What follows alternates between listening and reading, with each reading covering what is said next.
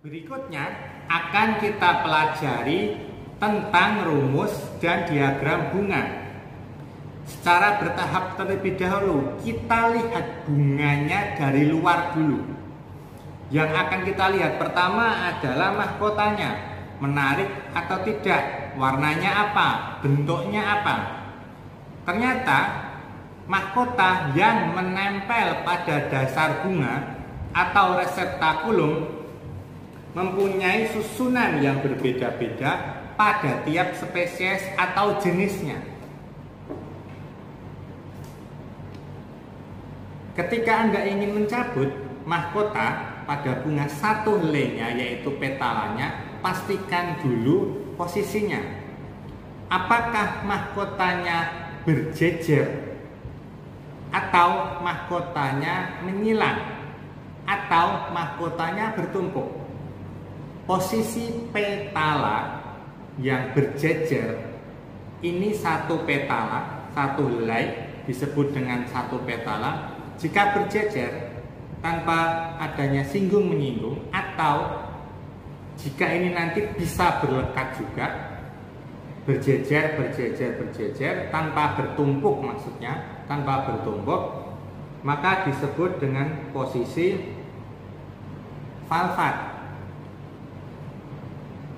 berjejer, valvating. Yang kedua, jika salah satu sisi dari petala, jadi ketika mau Anda ambil salah satu sisi petalanya masuk ke dalam, bentuknya seperti kipas angin, miring seperti kipas angin, masuk ke temannya, juga masuk ke temannya, berbentuk seperti kipas, miring-miring seperti ini, miring, maka itu disebut twisted. Jadi seperti kipas, muter.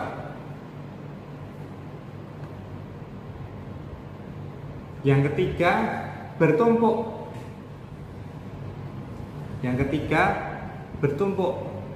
Jadi ada yang sisinya ini masuk semua,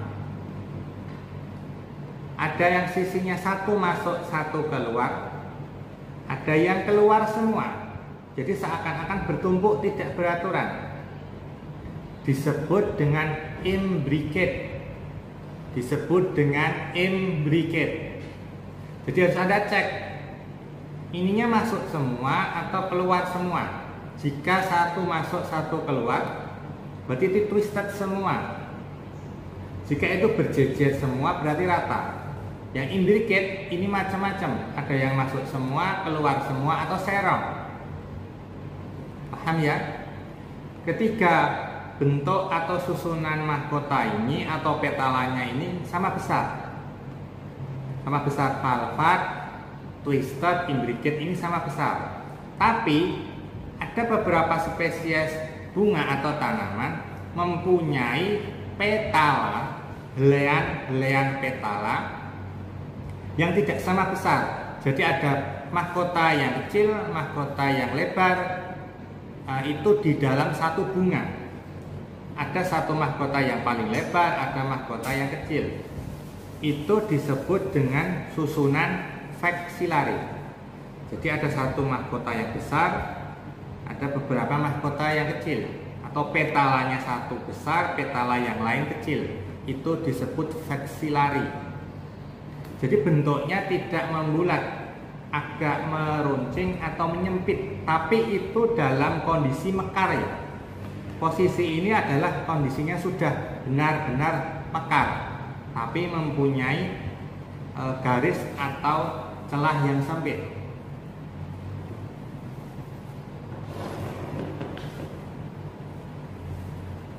Contohnya ini jika Anda perhatikan, dia setengah masuk, setengah keluar. Jadi bentuknya seperti kipas, ini setengah masuk, setengah keluar. Masuk ke samping, yang ini dia masuk ke sampingnya, yang ini masuk ke sampingnya. Seperti kipas angin, berarti ini jenis yang twisted. Masuk setengahnya, masuk setengahnya.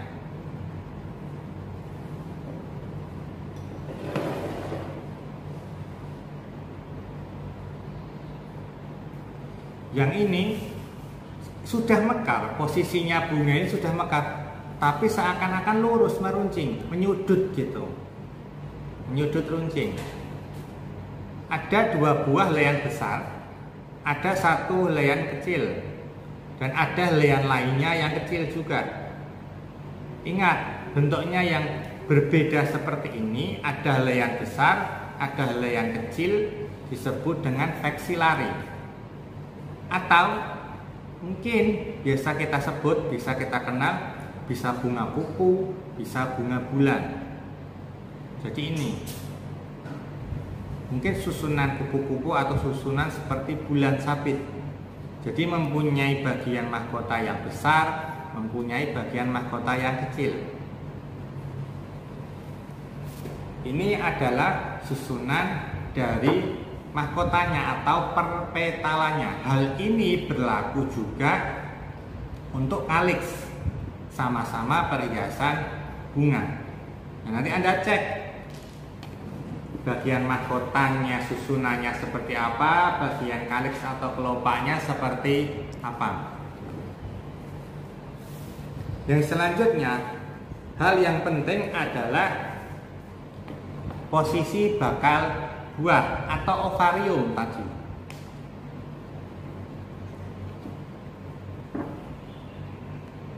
Ini tadi adalah vagina. Ingat ya, alat kelamin betina atau vagina. Yang kuning ini adalah alat kelamin jantan atau mas andronya. Yang kita bahas adalah yang vaginanya.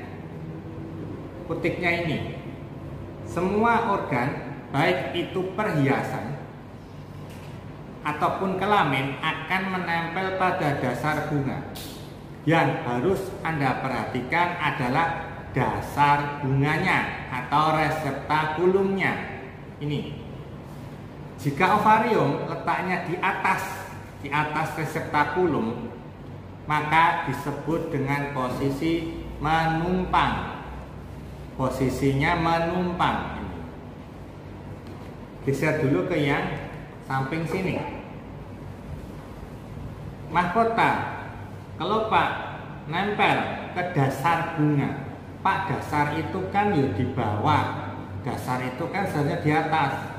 Ingat, dasar bunga adalah tempat melekatnya organ lainnya, seperti mahkota, kelopak, dan juga ternyata benang sarinya nempel dan keangkat ke atas. Benang sarinya keangkat ke atas, kepala putiknya kelihatan. Lah kan seharusnya bawahnya benjol, ada ovariumnya, ada bulatannya.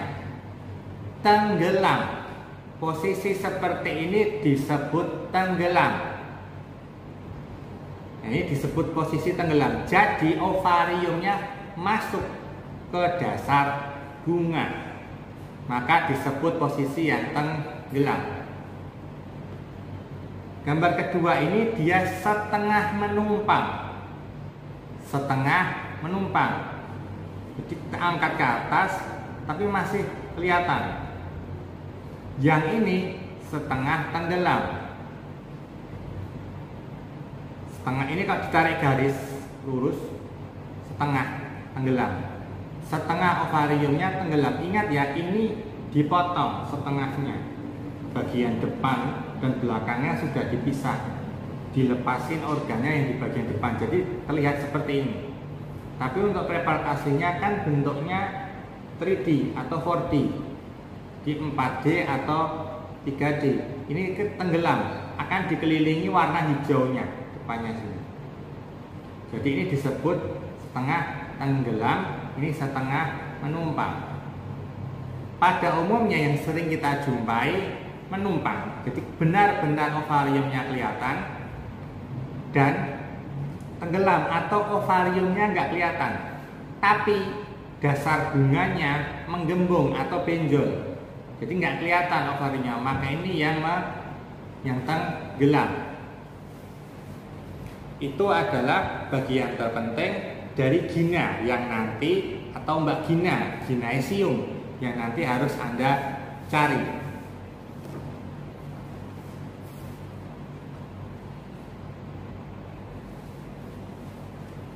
tipe posisi ovarium atau bakal bijinya nanti kalau sudah tumbuh.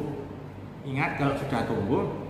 Jadi ovarium tadi jika dilihat dari luar kan menggembung. Jika kita belah ovariumnya, bentuknya seperti ini, bulatan-bulatan.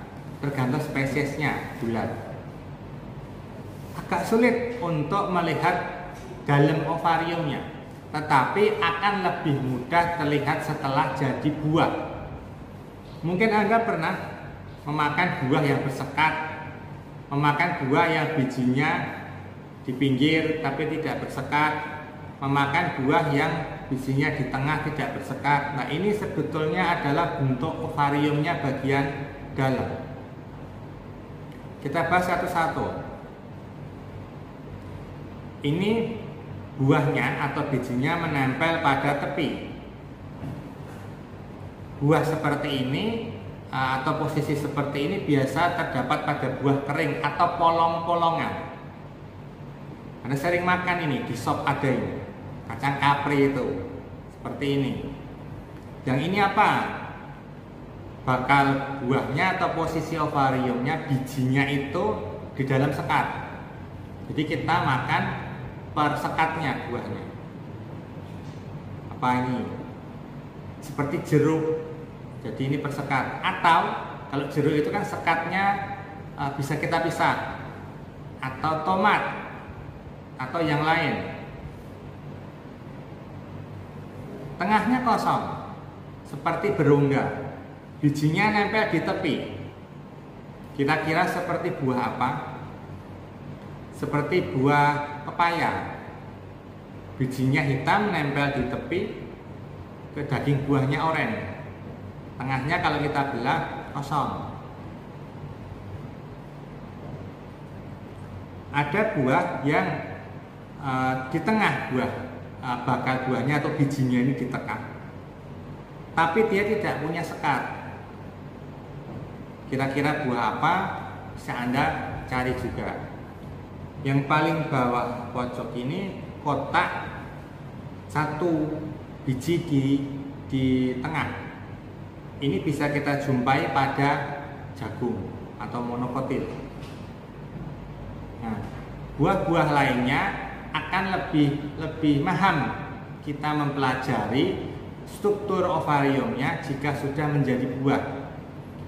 Semangka itu coba tebak, itu posisi ovariumnya seperti apa.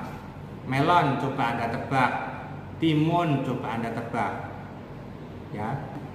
Jadi dia bersekat atau tidak, nempel bijinya di mana, di tengah atau di tepi, itu akan sangat terlihat jelas. Enak jika kita pelajari, lebih mudah kita pahami jika sudah menjadi buah. Jika masih berbentuk ovarium atau bunga, kita belah akan sangat kecil sekali. Jadi kita butuh alat bantu untuk melihat dalam ovariumnya.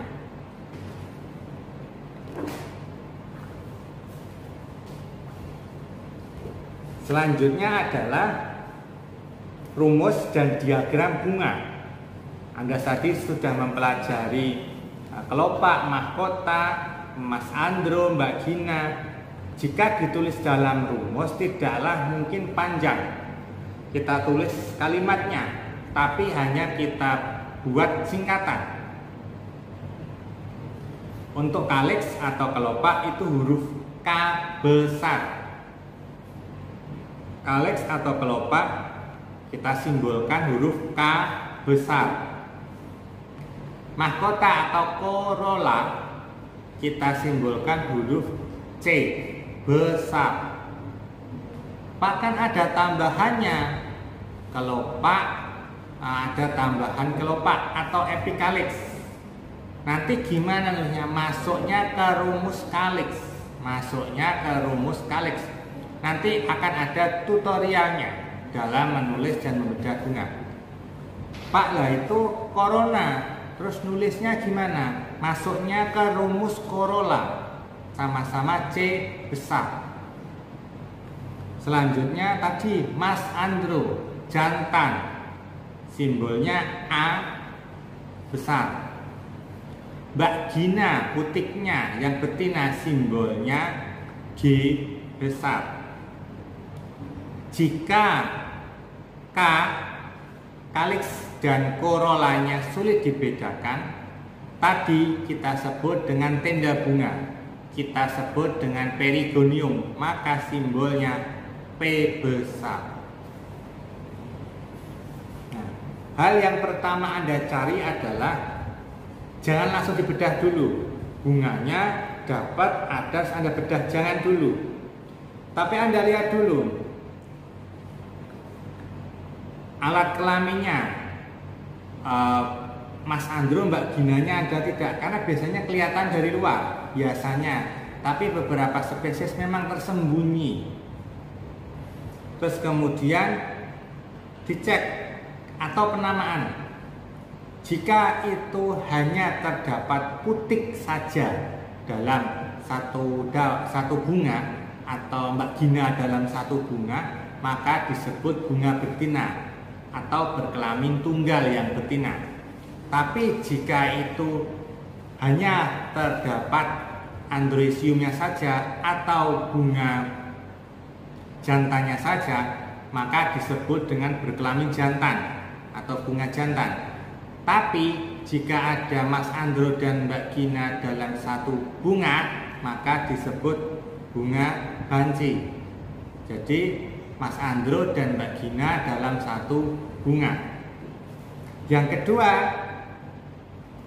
bunganya mekar.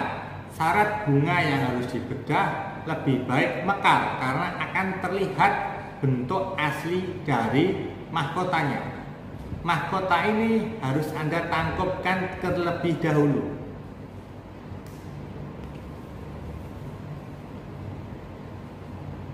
Ditangkupkan itu, nah, bersimetri berapa ditangkupkan?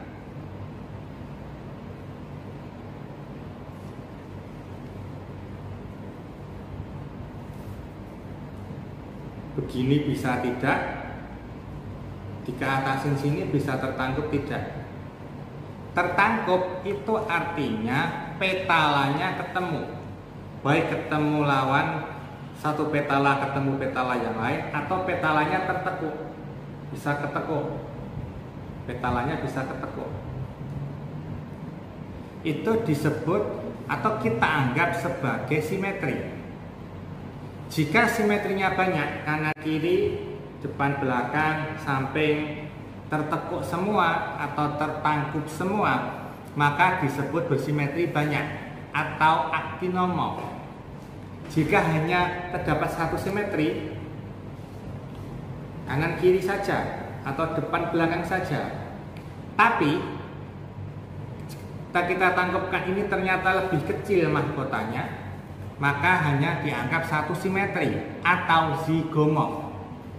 Jadi bersimetri satu disebut zigomorf, bersimetri banyak disebut aktinomorf.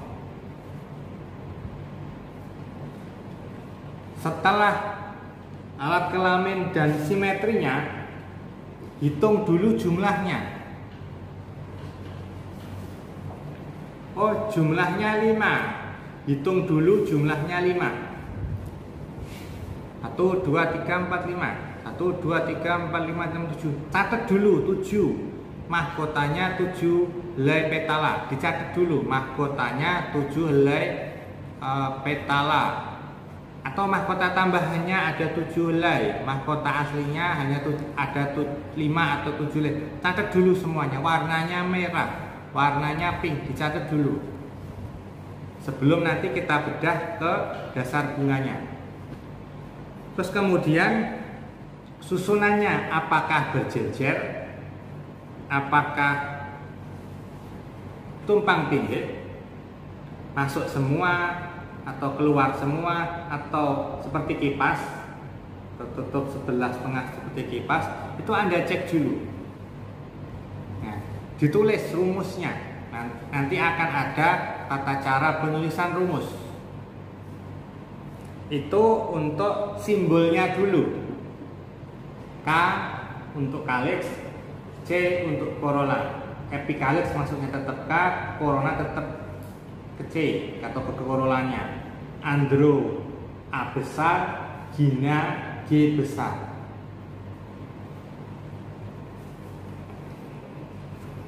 Kemudian lambang rumus atau diagramnya.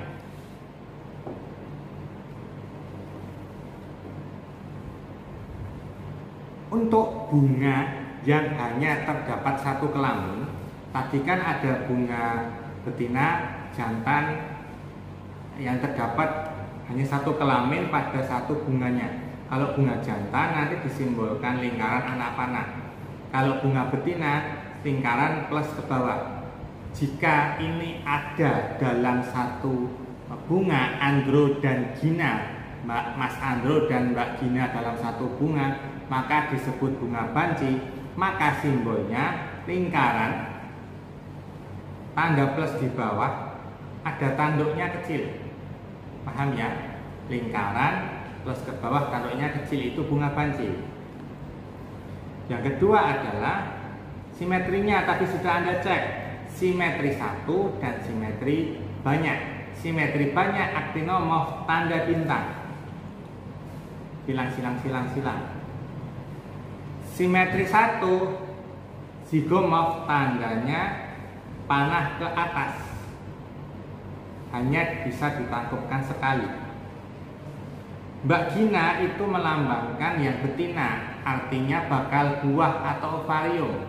Kita beri tanda bulatan.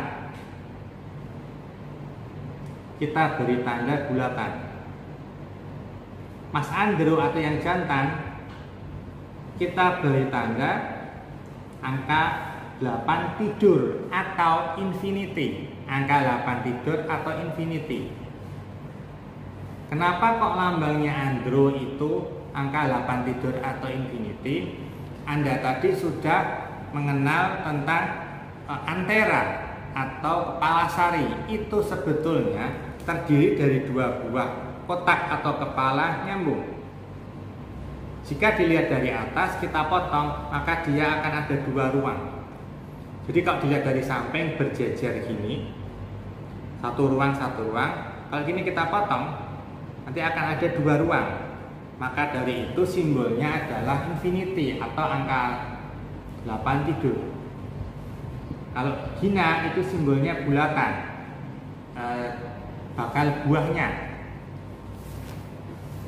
Setelah rumusnya Anda tulis, jumlahnya Anda hitung, kemudian Anda cek diagramnya, kita gambar diagram. Caranya gambar adalah untuk K, itu simbol gambarnya kurung tapi lancip. Untuk corolla atau corona yang mahkota, itu kurung lurus melingkar, cembung. Untuk apa tadi P? Perigonium, tenda bunga, lebih mirip mahkota atau lebih mirip kelopak, lebih mirip corolla atau lebih mirip calyx. Jadi nanti simbol gambarnya mengikuti, bisa yang lancip, bisa yang membulat, mengikuti untuk yang B. Lebih mirip, warnanya menarik atau tidak, atau bentuknya. Yang selanjutnya, contoh penulisannya. K ini berarti tadi apa? Calyx. 5 berarti dia 5 helai sepala atau petala. Calyx. Calyx itu satuannya sepala, jangan sampai kebalik. Sepala. Pak, kok ada tanda kurungnya? Nah, ini yang mengindikasikan atau ketika Anda sobek ke bawah. Jadi ingat, membedahnya itu disobek ke bawah atau ditarik ke bawah. Ketika satu sepala Anda tarik atau satu petala Anda tarik, mahkota ditarik ke bawah, kelopak ditarik ke bawah, sebelahnya ikut, itu disebut dengan istilah berlekatan. Ini anggap saja mahkota atau kelopak. dasar bunga nempel, bentuknya seperti kipas angin. Ditarik ke bawah satu, lepas. Yang sebelahnya tidak terpengaruh, berarti ini berlepasan. Ditarik lepas, ditarik lepas. Tapi jika ini ditarik ternyata ini sobek, ada yang menyobek tidak rata biasanya sobekannya tidak rata, maka ini disebut yang berlekatan. Sebelah disobek, sebelahnya ikut ketarik atau kesobek, itu disebut dengan istilah berlekatan. Hal ini berlaku di semua organ. Satu ditarik, sebelahnya ikut ketarik, berarti berlekatan. Paham ya yang simbol berlekatan ini? Simbol berlekatan, ingat, sesama organ. Kelopak satu dengan kelopak sebelahnya, mahkota satu dengan mahkota sebelahnya, itu yang diberi tanda ini. Sementara untuk berlekatan antar organ, kelopak dan mahkota K dan C ini kan dia beda organ. Kelopaknya yang berwarna lebih sering hijau, mahkotanya yang mencolok, misal merah gitu aja. Mahkotanya merah, kelopaknya hijau. Jumlahnya sama-sama 5. Ditarik, kelopak 1 ditarik, aman. Kelopak 2 ditarik, aman sampai habis. Kelopak 3, mahkota 1 ditarik, aman. Mahkota 2 ditarik, aman. Tapi ternyata jika mahkota atau kelopak ditarik, yang ikut adalah mahkota atau kelopak lainnya. Contoh begini, kelopaknya kecil, di bawahnya mahkota. Kelopaknya saya tarik, mahkotanya ikut. Kelopaknya saya tarik, mahkotanya ikut. Artinya yang berlekatan kan antar kelopak dan mahkota ini kan. Nah, ini yang diberi simbol bukan angkanya. Angka itu per organnya. Angka milik per kelopak atau angka milik per mahkota. Tapi jika kasusnya kelopak ditarik, mahkotanya ikut, berarti yang dibeli kurung adalah K dan C-nya, sehingga kurungnya lebih besar.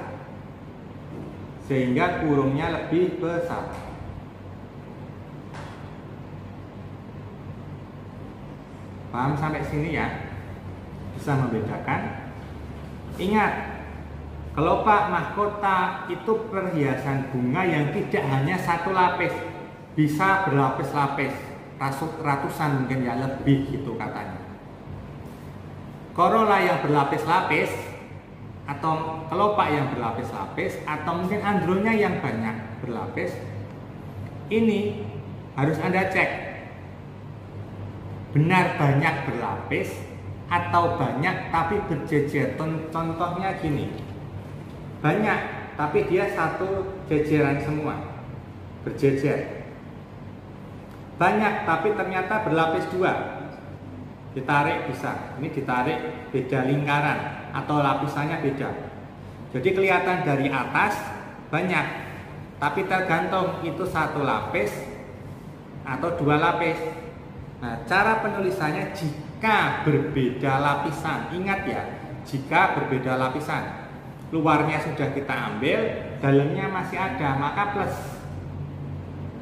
Dilihat sekilas, mahkotanya 10,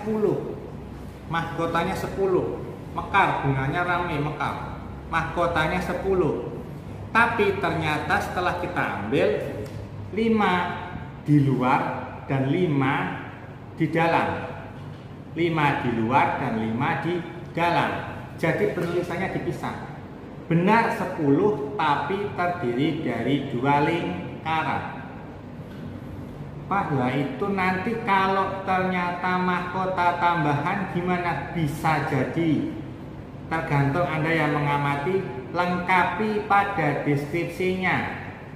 5 ini mahkota atau mahkota tambahan. 10 mahkota. Oh, berarti 5 mahkota dalam, 5 mahkota luar. Atau 5 mahkota aslinya dan 5 mahkota tambahan. Paham sampai sini ya? G.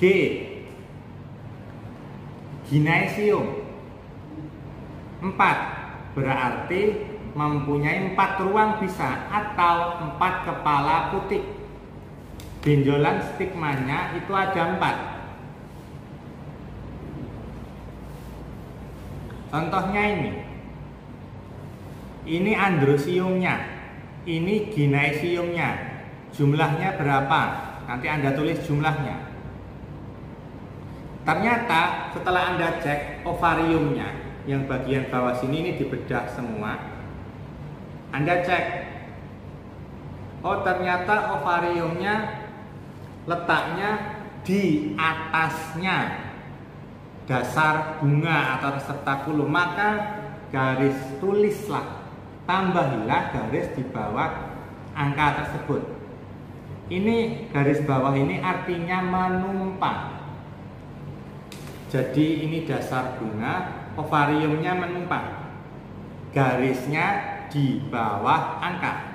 Jika ovariumnya tenggelam di dasar bunganya, maka garisnya ada di atas angka 4. Paham dulu sampai sini? Itu tadi simbol dan lambang untuk rumus bunganya. Cara menggambar diagram bunga. Yang pertama, Anda harus tentukan lapisannya dulu. Ada berapa lapis? Jika itu biasa, K, kaliks 5, 1 lapis kan berarti. C-nya, korolanya 1 lapis 5. Andronnya 1 lapis 5 juga. Ginasiumnya 1, putiknya 1 di tengah. Berarti 4 organ. Berarti bikinlah atau buatlah lingkarannya 4.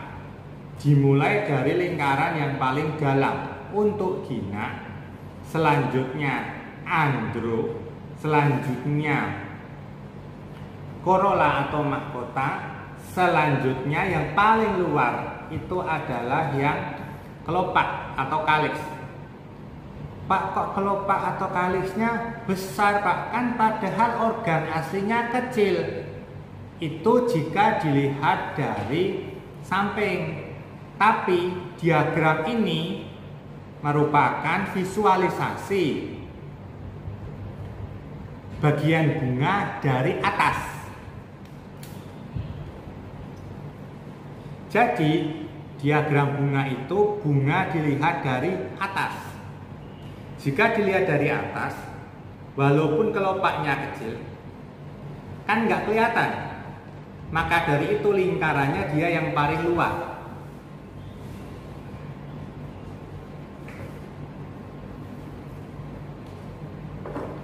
Setelah menggambar lingkaran, baru Anda kasih organnya. Mahkota mana, kelopak mana, benang sari mana. Tapi jika ini ada tangkai putiknya atau kelopaknya, mahkotanya kita gambar full dari tengah ke tepi, kan kelihatannya ribet, penuh gambarnya. Disederhanakan ke bentuk gambar kedua. Kita hapus garis bantunya ini. Kita hapus. Jadi akan terjadi hanya kepala sarinya saja, hanya tepian dari mahkota saja, hanya tepian dari kelopak saja. Paham ya? Jadi ingat, kelopak tadi disimbolkan kurungnya lancip. Ada lancipnya itu berarti kelopaknya, kaliksnya. Bulat itu berarti yang mahkota. Paham sampai sini? Kalau Anda perhatikan, susunannya ini urut. Contohnya ini, kelopak ke andro, kelopak ke andro. Masih ribet Pak, nggak kelihatan. Dihapuslah garis bantunya, dihapus garis bantu. Kelopak andro, mahkota andro. Berarti susunan aslinya jika ini ada andresium sejajar dengan mahkota atau sejajar dengan kelopak. Dan ternyata ada kelopak tengahnya kelopak, ini kelopak, tengahnya ada mahkota. Maksudnya gimana? Ini kelopaknya kecil, mahkotanya ini tengah di sini. Kelopaknya kecil, mahkotanya tengah di sini. Jadi berselang-seling. Kelopak, mahkotanya besar di atas, kelopak lagi. Jika itu digambar kelopak dan mahkotanya atas bawah, maka tumpang tindih bentuk aslinya. Contohnya ini, satu kelopak, ini dia di bawahnya satu mahkota. Satu kelopak yang hijau ada lancipnya ini dia di bawahnya satu mahkota. Satu kelopak yang hijau ini dia di bawahnya satu mahkota. Jadi bawahnya kelopak, atasnya mahkota. Bawahnya kelopak, atasnya mahkota. Paham sampai sini ya? Nah, yang kita pakai untuk mempermudah koreksian, untuk mempermudah koreksi, kita pakai yang tengah. Jadi lingkarannya jangan dihilangkan. Paham ya, lingkarannya jangan dihilangkan. Kita pakai yang tengah, lingkarannya jangan dihilangkan. Kalau seperti ini, saya korektor laporan Anda, saya nggak tahu ini berapa lapis. Jadi untuk tahu lapisannya, jangan dihilangkan lingkarannya. Paham dulu sampai sini ya. Ada keterangan tambahan. Ada bulatan kecil. Ini artinya adalah batang. Menunjukkan posisi. Ingat, jika bunga terminal kan ada di atas bunganya, ada di atas atau ujung batang. Jika dilihat dari samping, diajukan gini, batangnya tidak terlihat. Paham? Jika itu bunganya di ketiak samping, batangnya kan masih tumbuh ke atas. Maka jika dilihat dari atas, batangnya, ini bunganya. Ini ada di ketiak daun. Ada di ketiak daun. Jadi masih kelihatan. Ini adalah melambangkan posisi. Yang bawah ini adalah daun penumpunya. Jika ada. Jadi ada bunga, sini ada daunnya yang melindungi ketika dulu masih kuncup. Ini masih kuncup, ada daun pelindungnya. Ini bukan. Jika ada daun pelindungnya, diberi simbol. Jika tidak ada daun pelindung, tidak usah diberi simbol. Cukup gambar diagram bunganya saja. Untuk penjelasan, penulisan rumus bunga yang lengkap, pembedahan bunga yang lengkap, bagaimana urutan cara menggambar diagram bunga yang lengkap akan disampaikan di video tutorial pembedahan bunga, penulisan rumus bunga, dan tata cara penggambar diagram bunga. Cukup sekian materi di video ini. Semoga bermanfaat. Wassalamualaikum warahmatullahi wabarakatuh.